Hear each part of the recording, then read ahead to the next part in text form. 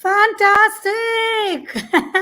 So we have one hell lot of an opening, and I'm so happy to be here. Everyone who is logging in, this is a super special series where we're talking about Found Her, the Found Her Spotlight series that we do as a part of our digital campaigns on LinkedIn, and where we bring to you women industry leaders who are founders, who are professionals, who are domain experts to share their knowledge and insights. Today, I have a super special guest with me, Dr. Hanan Al Basha, who's logging in from Doha.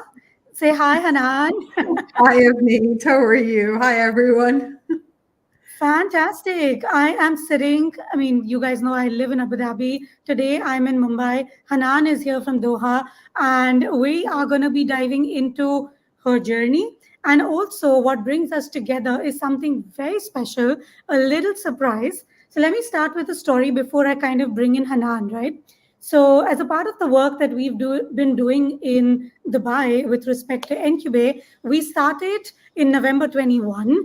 We started off with celebrating Women's Day with a lot of, honor every year. We started bringing in delegations to give startups in India exposure to the Middle East. And last year was one of our biggest engagements in Dubai, where we ran a 4-day marathon called the Incubate Immersion Week, where not just that we had a delegation, but we brought in each and every different stakeholder across investors, founders, ecosystem enablers, investors together for this 4-day marathon of events, which was called the Incubate Immersion Week. One of our flagship properties, that is Power Circle, which is a monthly meetup bringing women founders together, is scheduled for 10th of May, 6 to 8 p.m. in Dubai. And when I was doing and planning this event, we've been thinking of who are the best amazing partners that we can bring in to really level, push the bar higher for women founders in the Middle East, which is where I learned about Founders Institute, and without a doubt landed up with Hanan, who is our director at the Founder Institute. She's a business strategist. She's also called with love the business doctor. So welcome, Hanan. Thank you so much, Avneet. I'm really excited about the Power Circle we have coming up together. Absolutely. Talk to me about how did you coin the term business doctor? Why business doctor? Yeah. Okay. Well, first of all, because it was so cheesy, that was attractive, and I loved it. I'm like, yep, it's cheesy, but it does the service. The point is, actually, I got my doctorate degree in business. I have a DBA, a doctorate in business administration, specializing in international business. And after completing that degree and, having 12 years of corporate experience, followed by 6 years at that point of building up businesses, I was, partner in 4 businesses over 6 years. It was this part about the part we don't talk about, the wellness part. My health had deteriorated big time. My mindset was down in the gutter. And after I completed, I walked out of the businesses actually to complete my doctoral degree. And then I was done. And I'm like, okay, it was the lowest high point of my life. It was like, wow, I'm a doctor. Now what? And my health was had really taken a hit by then. And I really had no idea what I wanted to do next. But I knew one thing, or one thing came clear to me, is I wanted to prioritize me for the first time in my life. And I wanted to take care of me. So, I'm a mom, I'm a wife, I'm an expat, sister, daughter, all of the titles that we as women kind of, the hats and the different roles that we have. So I always deprioritize myself. And then I came across a profile of a health coach. And I'm like, what's a health coach? I know about sports, nutrition, life, but not a health coach. And I dug deeper, and it was offered by the Institute of Integrative Nutrition out of New York. And the health coach, in essence, supports people towards their wellness and happiness goals. And I'm like, this is interesting. Okay, enroll. And it was a 1-year program. But for me, the things, because I wanted to support people in business, it was at that point, it was primarily women. I want to support them create not just their business strategy, but what I refer to as the business DNA, the fundamental elements of building blocks of the business. I started opening up my mind as I'm going through that health coach certification to other factors we don't talk about enough when we're building a business. Entrepreneurial wellness, entrepreneurial mindset, concepts of subjective success. Those kind of things started becoming more apparent to me that I needed to integrate them into my work, any advisory consultancy or any other work I was doing. So the business doctor was coming to life then. It wasn't just, my father is a doctor, he's a physician. And I wanted to be a doctor when I was 16. And then, of course, I was a defiant teenager, so I didn't go down that route. So I wanted to bring back elements of that. It wasn't just about being the business doctor, as in supporting the elements of what builds up a healthy business, but also how do I support the entrepreneur, the business owner, the person behind the business. And that's the essence of where the business doctor came through. So now the business doctor is a boutique growth advisory firm supporting SMEs and startups in their growth, whether they're growing as in expanding their offerings or they're growing as in expanding across borders, internationalization, which happens to be my doctoral specialization.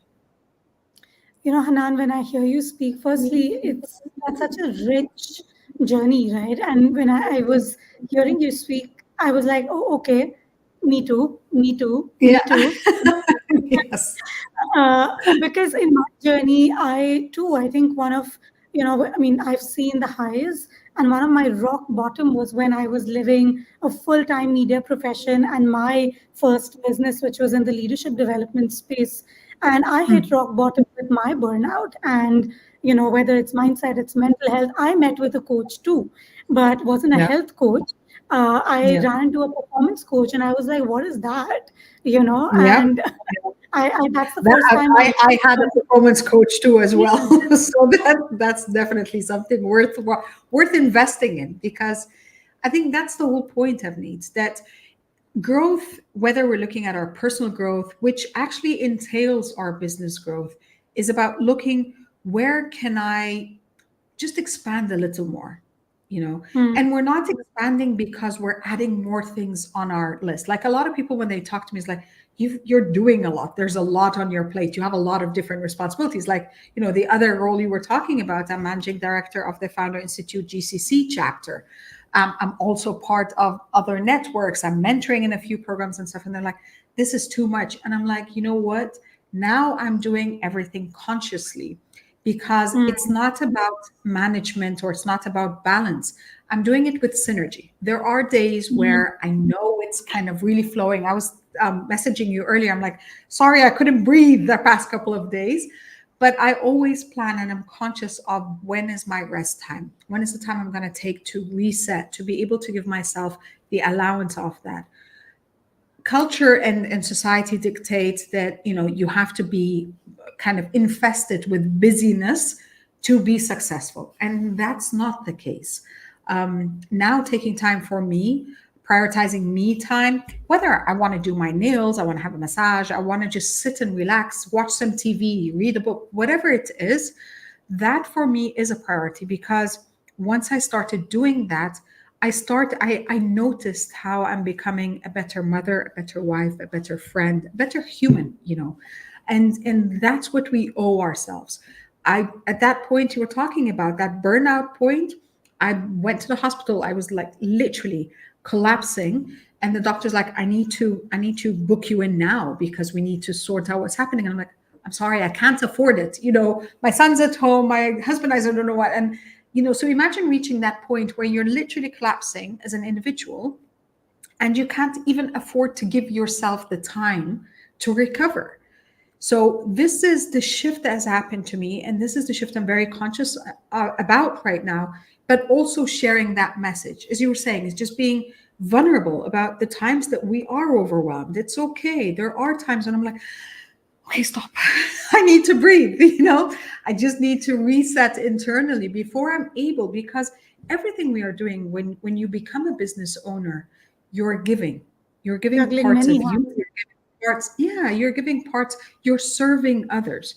And you can't serve others when you're on empty. Your fuel tank is empty. So that's why this shifted everything in my life. And I understand there are those that immediately will think, I can't do that. I've got toddlers, I've got babies, I've got people dependent on me. I understand. But I also respond by saying, I know, I've been there and I've done that. But now I'm very conscious that it's not about giving yourself a whole day or a whole week off. Even 10 minutes within a very busy day, and you just kind of extract yourself, get yourself a cup of coffee or tea, and just say, I'm just going to breathe through this. That's what you owe you. You don't have to go extreme. Again, it's not about the extremes, it's all or nothing. That's how we were conditioned, but that's not how life operates. So just being conscious of these things makes a huge difference for you as a business owner, for you as a woman, as a human, as a mother, and every other role you've got. I don't know how many more women needed to hear this, right? And I think everything, and especially the way you've articulated it, is so beautiful. There's so many different themes and nuggets of wisdom, actually, if someone was to pick. And I think what really kind of speaks out to me is that as women, and I think in general, I also feel this way, that I mean, everyone's life is stressful, but I think ours comes only with a few more roles to play. And Yeah. or a Yeah. few more demanding roles to play. Where I think I was talking to a friend the other day, and someone said that, oh, men have it really lucky. And the other one asked why. They're like, they got a wife to pick up on a lot of those things. But Not you to know what? undermine That's anything the the men do, unfortunate thing. Yeah, it's not to unfortunate undermine. because I don't mean to undermine what men do. I'm sure they play roles too. But as women, I just feel like we're also wired to not prioritize ourselves, or to not, to be the nurturers and the givers versus being the one that focuses on replenishing her cup. And at Incubate, right, we our entire mission, Hanan, is to enable that, to create yeah, this one-stop shop platform where if it's business, it's all possible stakeholders. If it's your growth, it's knowledge networking capital. If it is yeah. your wellness cup, then it is all these experts that we bring to the table to work with these women to maneuver a lot of things that they're doing.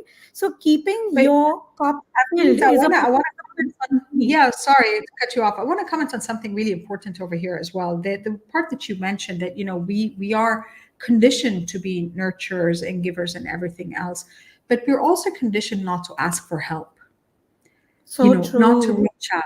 So And true. that's another thing that I had to learn how to do it, because I felt, me personally, I felt it was a weakness, that how can I not fulfill these roles? I had to fulfill every role to the maximum capacity.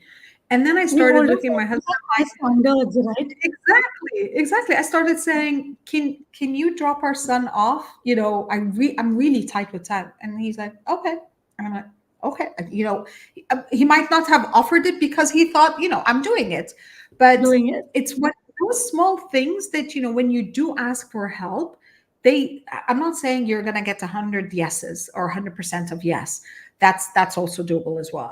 That's realistic that you're not going to get that. But there are times where you will get a yes, and it would surprise you. It's like, okay, hang on, why did I just had to convince myself that's the only thing I had to do? I had to do it. I had to step up as a woman. In business, we've seen that a lot. That we're made to believe unless you're an expert in everything related to your business, then you're not You can't really survive. fit to run the business. Exactly. So we're not asking enough for help. It doesn't mean that you can't do it yourself. You can, but do you have to do it? The answer is no. There are a lot of times where just getting that support is how you fill your cup up, because that's how you free 10 minutes of your time. That's where, So and learning to say no. Like now, I'm like, there are times where, like, it's an honor, but no, thank you. I really can't take that on. In those kind of things are really things personally, I had to relearn for myself, or getting invited to all these social events. And some of them I really don't want to go because I'm not connecting with anyone on a soul level. And I'm like, no, I'm not going to go. I don't have to show up just to show up. I will show up where I'm getting fulfillment, internal fulfillment and gratification from being there. Whether I know I'm going to be benefiting on a business level, on a human level, I'm going to be connecting. But other than that, no, I don't need to just be relevant by being present. absolutely. I think that also comes with enough and more as we grow older in life, right? We're able to see through those lines. And at the network, we have women that are just starting out, like they're in their 0 to 1 journey, and we have Yeah, many, many, many, many founders who are in the scale up stage, where everything that you've said across so many themes of being a woman, of doing things differently, I think there's tons of nuggets of wisdom there. And I hope that whoever's watching this or will stumble on this online takes away at least one thing, that they can really implement in their real life. But as women founders, I think we've spoken a lot about the holistic side. I would also like to pick your brains on the business doctor and the business experience and exposure that you come with. So yeah, talk to us about, as how can you assist founders, these may be male, female, whoever, but how can yeah. you assist founders, and more importantly, the observations that you see between between how the two do business. Okay. Well, how the two do business, I find that men are a lot more experimental. Like they're going to go Mm-hmm. down a route. Even then, it kind of Yeah. sounds like, really, will that work or not? They have this sense of adventure a bit more. And we've seen this, like, research shows that the risk appetite for men versus women, men are a little more risk taking, women are a little more risk averse. And again, it's part of our conditioning, in our feeling that we have to preserve and take care of everyone around us, our idea, our venture, our team and stuff. So that's something, but that doesn't mean that they don't even each have their ways of success and the methods for success. That being said, there are those that kind of looking at the business overall, and kind of common themes I've seen, where I've seen stagnation in our work, where we're working with, as I told you, SMEs and startups, and there's a bit of stagnation or there's a bit of confusion. It goes back to the root. Is this venture in alignment with the business owner or the business leader, the person who started Mm. this? Is it really in alignment, or was this just, oh, it's an opportunity, or there's a gap in the market and I just need to fill it? And alignment Mm. comes in kind of, there are many levels to alignment. Alignment as in, I'm passionate about it. And I know some people's like, it's not about passion, it's about business.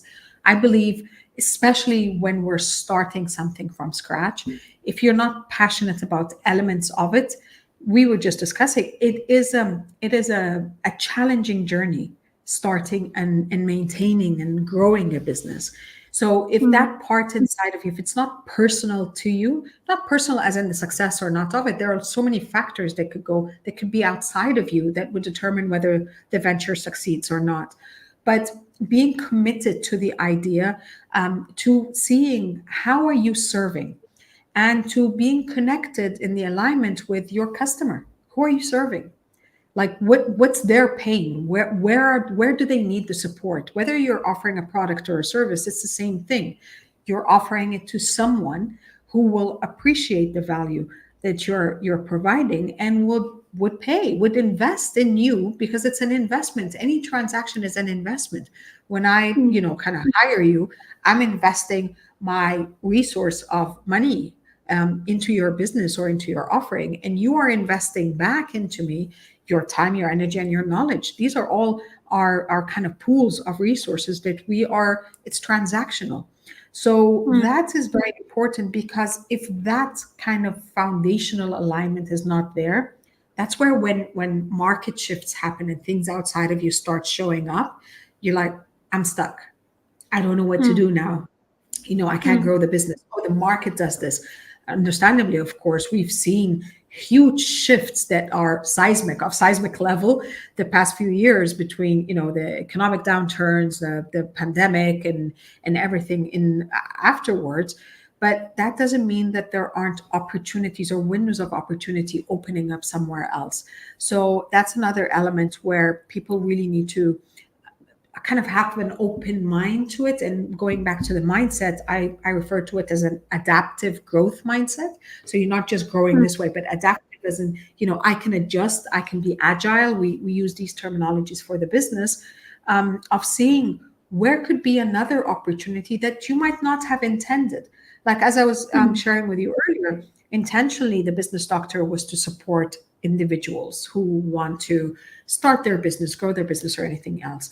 But I also had to be customer centric and be reflective of what the market is requesting. And I realized, okay, let me shift it towards, first of all, as been from day one, it's a boutique consultancy or a boutique advisory firm, because I didn't want the overheads of having full-time staff, yet I can capitalize on a huge network that I've got, on a personal and professional level, of experts and an expert pool, whether they're individuals or they're also other firms that we can collaborate to bring together, kind of the full set of expertise needed for the specific project. But then the second part is, okay, now let me cater to those organizations that do have a mandate to support the growth of startups and SMEs. Because as a boutique consultancy, because I don't have the resources to keep maintaining one-on-one relationships with everyone, it would be a lot more beneficial to invest the resources I've got and my company's got into establishing relationships with organizations such as chambers of commerce, semi-governmental organizations, those that do support the startups and SMEs, to be able to support them and their pipeline in by default. So these are the kind of elements that I've seen, whether we're looking at startups, and of course startups, we know they're high net growth. They use technology as in technology based or technology enabled to be able to support that growth and reaching more people. So their dynamics are a little more different than the SMEs, who would have mostly slower growth rates. They have different types of funding than that's available for startups, different business models or alternate business models. These are all you need to have the clarity, you need to have the conviction, you need to have the alignment to be able to create, at the end of the day, the bottom line is a profitable, sustainable business for as long as you love are that. willing to invest your Love resources. that. Yeah. Because in the startup world, we're often talking about unicorns, right, which actually don't Yeah. exist. So the fact that you bring it, and again, I think it comes down to a game of mindset, a game of how we perceive success. I think you've touched on so many themes today, Yeah, Hannah, and I feel the like 20 subjective minutes success. is just not enough to, get so many We'll have different areas. follow up, and we have our power circle to keep talking with other amazing panelists as well. Absolutely. And just like yourself, I mean, firstly, welcome. I'm waiting to see you on the Thank 10th. you. It's less than a week away now. And Yeah. I'm also looking forward to our other speakers, Apurva, who comes with a private equity background. She Yeah. is, working at Myasa Partners. We have Exactly. Ether, who's got her think tank initiative and comes from Yes. government And comes advisory. with a huge, exactly, government and relationships and that kind of background. And of course, there's And Padmini. Padmini. Yeah. Yeah. And Padmini setting I'm out to genuinely change the waiting. fintech world. And so that's what I'm expecting it to be a super fun evening and stuff is on. If you haven't signed up yet, now is the time. Sirat on my Yeah. team, please go ahead and post the RSVP link in the chat box because now is the time you go and register and meet us, me and Hanan, both on the 10th of May, 6 to 8 p.m. at DTAC. Hanan, thank you. It's been an honor and a pleasure Thank you uh, so much. talking to you, getting into your personal journey, partnering with you on this event, and I can't wait to see you in person. Me too. Thank you so much, Avneet. And I hope everyone that's watching is going to join us in Dubai on the 10th of May from 6 to 8 p.m. And we're going to be talking about from idea to investment to exit. So Yeah, I that's the forgot that. topic of our Sorry. conversation. Thank you, Avneet. And it was a pleasure. And I hope to, I can't wait to see you soon. And next week, we're seeing each other in a week. Super Hanan, please be backstage with us. And thank you once again for your time, for your insights, for your beautiful, optimistic energy. Thank you. Thank you. Take care.